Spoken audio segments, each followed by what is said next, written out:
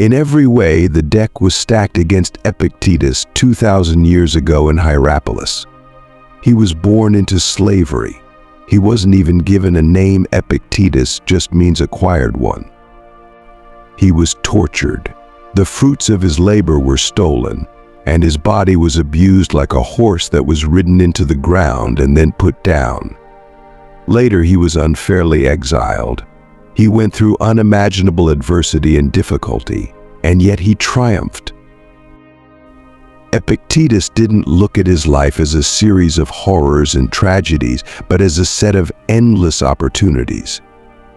A podium and a prison is each a place, he said, one high and the other low, but in either place, your freedom of choice can be maintained if you wish. Every event, he said, has two handles, one by which it can be carried and one by which it cannot. Epictetus chose to focus on what was in his control: his opinions, his values, his wants, and his sense of self, and to ignore the rest. Looking around at the powerful men and women in Nero's court, where he worked, Epictetus began to notice that, although he was a slave, he was freer than many of them.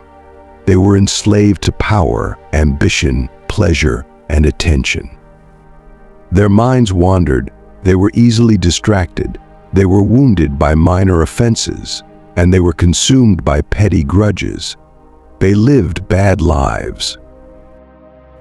So he educated himself under the great Stoic teacher Musonius Rufus and eventually won his freedom. He himself became a teacher of Rome's brightest students, including the future Emperor Hadrian.